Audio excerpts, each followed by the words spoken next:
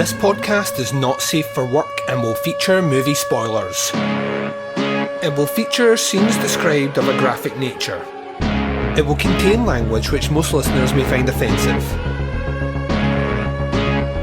Welcome to the podcast Under the Stairs.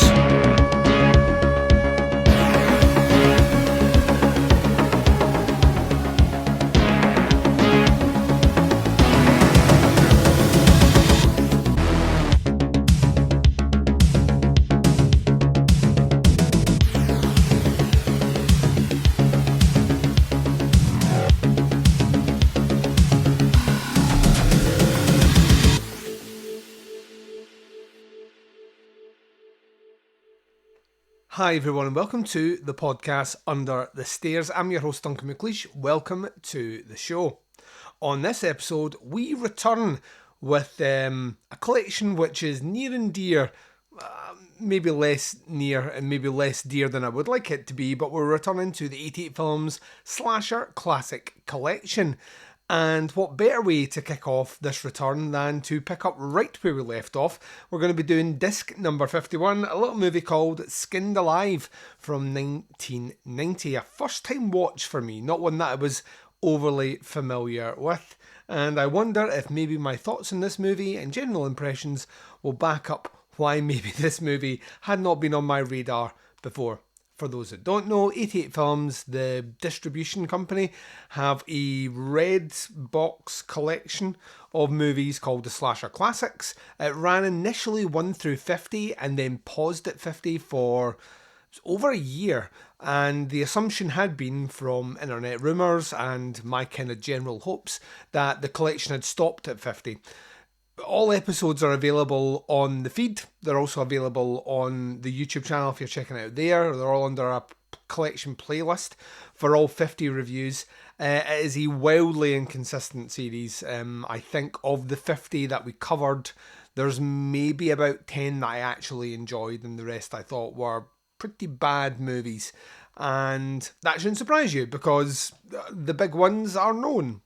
And sometimes we are throwing things in Slasher Classic Collection because they don't fit in other collections. Maybe. I don't know. I can't speak for how 88 Films do it. But I do know that they've continued on, and I think we're about up to just over 60. We're maybe at 61 or 62 in the collection at the moment. So the plan is to kind of pick up where I left off and continue through with them. So with that long ramble at the start in place, yeah, we're going to be doing this movie, and then in a couple of weeks' time we'll be doing Funeral Home, which is disc 52, and then begrudgingly I will continue to purchase the movies from this collection so we can discuss them here. But as always, we're going to take our very first break right at the start here, and when we return, I'm going to be giving you a little bit of information about the movie itself before we break into actually what I felt of it overall and the special features on the disc, giving that a grade, and then moseying out of here for sure. So, ladies and gents, I'll be right back to talk about this movie right after this. When people talk about underground horror, especially late 80s and early 90s shot on video gore flicks, Skinned Alive from 1990 tends to pop up as one of those titles that survives more on reputation than execution. It's often grouped in with exploitation cinema, splatter films and regional low-budget horror, but watching it today it's hard not to feel like this movie is chasing a vibe it never quite earns. Skinned Alive is directed by Leszek Brzezinski, who also co-wrote the film, and you can really feel that that singular vision is for better or worse. This movie is almost all driven entirely by one idea: extreme body horror centred around skinning and mutilation, and everything else seems secondary. There's no real sense of escalation, no evolving theme, and it's just repetition of the concept itself. And that, in theory, should be enough to carry the movie through its feature-length runtime. The cast is made up of almost entirely unknowns or non-professional actors, which isn't inherently a problem. Plenty of great exploitation and indie horror films thrive on those raw and unpolished performances, but here, the acting consistently undercuts whatever tension the movie is trying to build. Line delivery is flat, reactions feel staged or delayed, and characters exist more as bodies to be positioned than people to invest in. There's very little chemistry between anyone on screen, which makes the film's long stretches of dialogue feel especially padded. The central antagonist, Morton, is clearly intended to be a disturbing, hulking mute killer who skins his victims and wears their flesh. And on paper, that's pure exploitation horror. The kind of thing that could have been genuinely shocking in the right hands. But the performances and presentation never quite sell the menace. Instead of unsettling, Morton often comes across as awkward and static, more like a guy waiting for his cue than a presence that dominates the frame. Behind the camera, the production limitations are impossible to ignore. The cinematography is flat and utilitarian, while little attempt is made to create mood, or lighting, or even composition. Scenes are shot in a way that feel purely functional, get the action on tape and move on. That approach may have worked if the film leaned into speed or chaos, but Skinned Alive does the opposite. It lingers. It stretches moments far past their natural endpoint, and you can feel the runtime being inflated in real time. The special effects are where the movie wants to shine, where, there's clearly some ambition, but the results are mostly underwhelming. The gore effects lack texture and realism, and instead of shocking the viewer, they often pull you out of the experience. What is missing from this movie isn't just a budget, it's timing and restraint. The effects are shown too long, too plainly, without build-up or framing, and that makes exploitation gore effective. That's where Skinned Alive really falters its hardest. It feels like a 70s exploitation movie without the charm, the grime, or the transgressive energy. And, that's what makes those movies memorable. Classic exploitation understands pacing, atmosphere, and audience manipulation. Even when the acting was rough and the production cheap, there was a sense of danger or sleaze that gave those movies an edge. Skinned Alive mimics the surface elements, the shock content and the taboo imagery, but none of the soul. Instead of feeling confrontational or subversive, this movie feels tired, like a short film concept that might have worked at 20 minutes, forcibly stretched into a feature with repetition standing in for structure. Scenes repeat the same beats, the same reactions, the same violence without adding anything new. There's no progression, just endurance. And by the time the film reaches its later acts, there's no sense of payoff because nothing has been built. The shock value is exhausted early, the characters never evolve, and the technical limitations beyond the glaring the longer movie goes on. Rather than escalating into something more disturbing, the movie just keeps circling the same idea until it runs out of tape. So while Skinned Alive has earned a kind of cult curiosity status, it's why it's on the 88 Films Slasher Classic list. It feels less like a hidden gem and more like a cautionary tale. It's an example of how exploitation horror isn't just about extreme content, it's about execution, atmosphere, and knowing when an idea has reached its limit. And unfortunately, this is a movie that blows past that limit early on and just keeps going. So yeah, Skinned Alive. I didn't like it. I thought it was pretty bad, pretty ponderous if I'm being honest. And you get the feeling that 88 Films to an extent know that. The fact that on the back they're kind of pitching this as a, Rob Zombie popularised the term hillbilly horror. I don't know if he actually did, maybe he did. And it even, makes remarks in the back here to movies like House of a Thousand Corpses and The Devil's Rejects. And this movie on its best day wishes that it could maybe be somewhere in contention or consideration for those. The special features are not great. I will say the scan of this movie is surprisingly good for the HD that they've put out. I don't know if it benefits the movie per se, but it looks clean, crisp. Especially on my big TV, it looked pretty awesome. Special features are kind of if I'm being honest, but there was one thing that did surprise me, and it's the kind of bit here that I want to kind of spend a little bit of time talking about. If you've listened to podcasts Under the Stairs for a sizable amount of time, you'll know that we tend to have friends and other podcasts that we have on from time to time.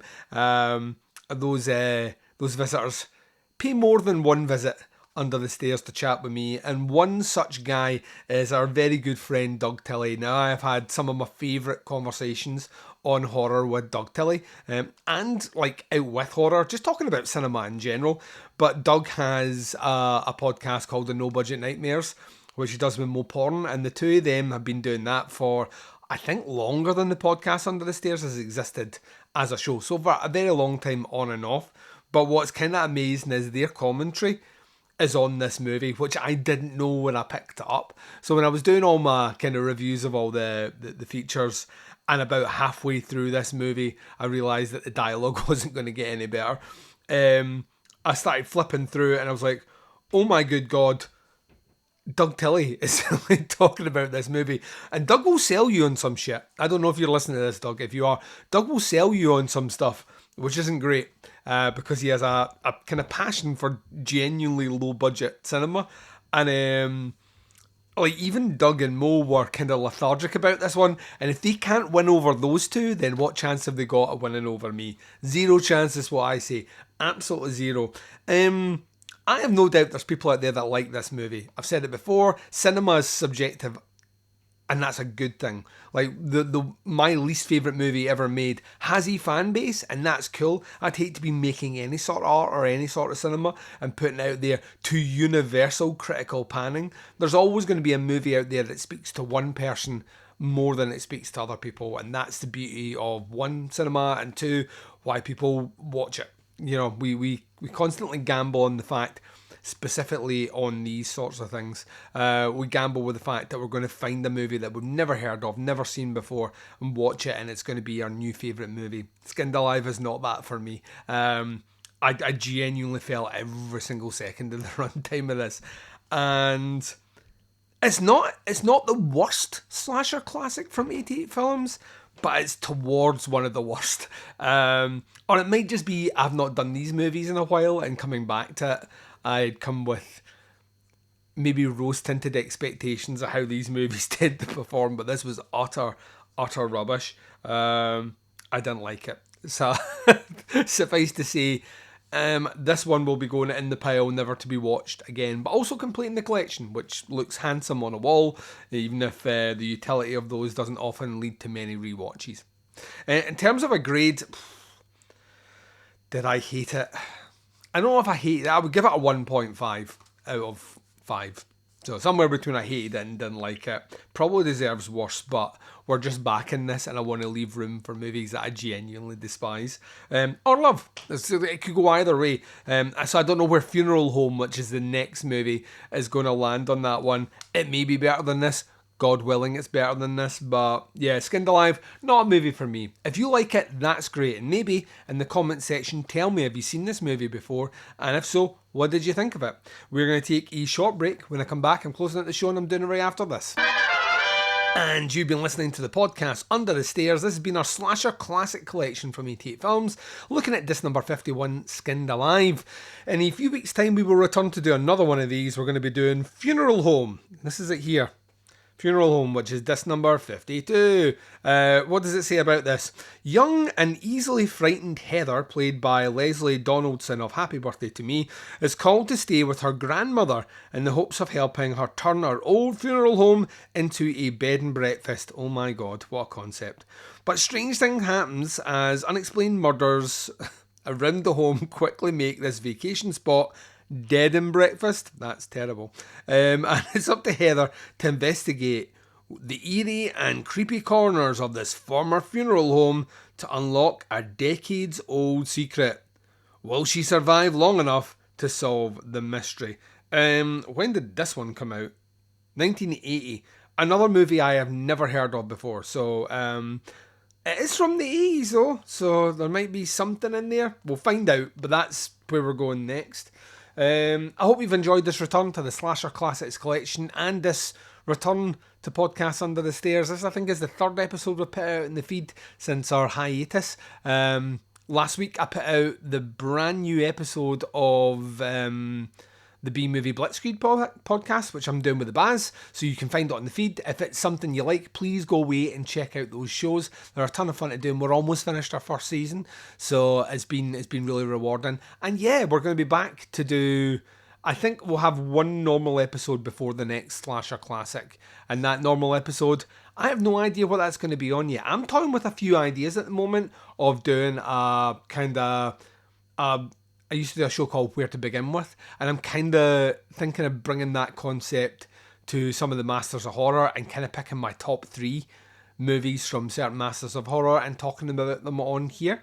In terms of upcoming guest spots, out with what I'm doing with the B-Movie Blitzkrieg, I've been asked to appear, and I shall appear, on... a ton of shows actually. I've got, I think, about 3 or 4 guest appearances coming up, which I can talk about once I've recorded them. I'm always suspicious and cautious about mentioning things that then fall through. So as and when I record them, they will be available for you. I'm also getting into writing horror reviews for Blu-rays, which I haven't done in years. So there is a new tab on our official website where you can go in and check them. The first one is not a horror movie though, it's Boogie Nights, which came out in 4K UHD when, was it just before Christmas? I think I reviewed that one, or it must have been just before Christmas. So the review's up there. I didn't really publicise it because I wasn't sure if I was going to be doing more of them, but I probably will be doing more of them. And somewhere over the summer, we're going to be looking at the many films of Jean Rollin as we do a series on them based around the Indicator releases, which they've just announced 2 brand new titles, which will be coming out in April, which I think takes their collection up to, it's over 10 now on 4K UHD. So I'll be running a series on them over summer, so please keep your eyes peeled for that. Until then, wherever you are, whatever the time zone is, and whatever you're up to in this big bad world of ours, please take care of yourselves out there. This is Duncan McLeish broadcasting live from under the stairs, and I am signing off.